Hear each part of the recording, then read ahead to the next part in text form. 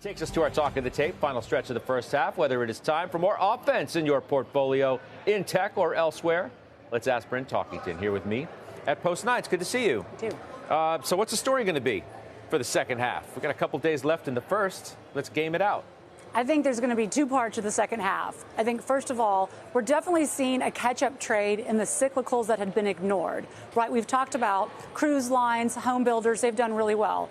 Financials, really financial, small caps. Energy, your energy. We'll get there, okay? But we'll get there. That's the last I think that's the last 3 months of the year. And so, but financials and small cap are having a really clear catch-up. And so I think as a trader, that's going to be the trade over the next few months. The reason why is we're going to continue to have inflation coming down. I think by the July CPI read, we'll have a 3.5 handle on CPI. That all of the data says we're going into recession, all of like the LEI or PPI or manufacturing, but we all know we're not, because look at cruise lines, homes, look at Vegas. But you've been thinking that we were, right? You've been a don't fight the Fed person from the beginning. You said it a million times. Yes, but we were not in the camp of we're going into recession. We are in the camp of there's a really wide range of outcomes in 2023. And so we thought that with the Fed doing the fastest rate hike in history, I think in history, at least going back to the 80s, that there were going to be cracks in the system. And I think as I reflect on the first 6 months, I never would have told you that tech is going to be up 35. You know, the Qs are up 35%, but that's where we are. And so I think you're going to continue to see tech dominate because we're still all abuzz about AI. Oh, you do. So even though you see cyclicals picking up, you know, a little bit of the weakness that they've had, you still see tech dominating in the second half. I think on a relative basis over the next 3 months, I think you could see those small cap financials relatively outperform, but I don't think you're going to see tech fall off a ledge. What I do think is interesting, and what you're going to have to see, especially with the AI derivatives, we'll say, outside of NVIDIA, is as Q2 earnings come out, those earnings, or even the earnings guidance, better keep up with that multiple expansion. And so to me, that's what will be interesting from not a broad tech, but individual securities. I think that's where you need to have a come to Jesus. Well, let's see like what other mega caps pull a NVIDIA out of their hat in terms of their guidance.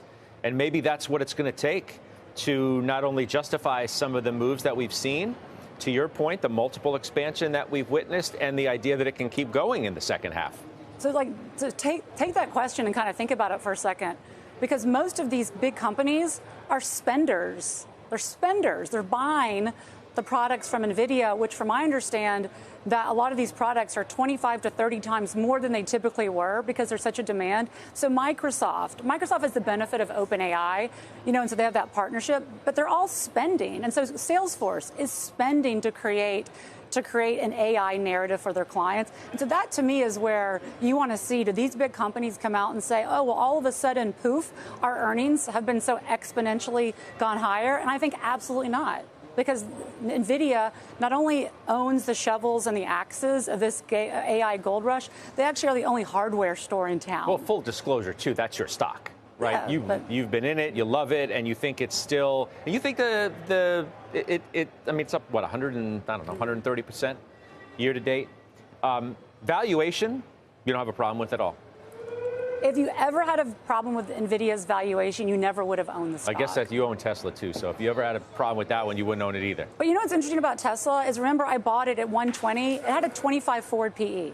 So I think the entry point does matter, and I think NVIDIA. Yeah, have you seen where that multiple is expanded to? Right, since you bought it, it's unbelievable. No, I think Tesla's expensive, right? And so, but who am I to tell the market what price they should pay for these multiples? And that's where NVIDIA, on a Ford 2024, if that guidance comes in, NVIDIA will have a 53 multiple. But I will say, I do think China is a risk. It has to be a risk over the next few years. And Jensen has talked about it just a few months ago in Taiwan, is that if the U.S. gets into a butting heads with China, that is the #2 GDP country in the world that buys a ton of chips.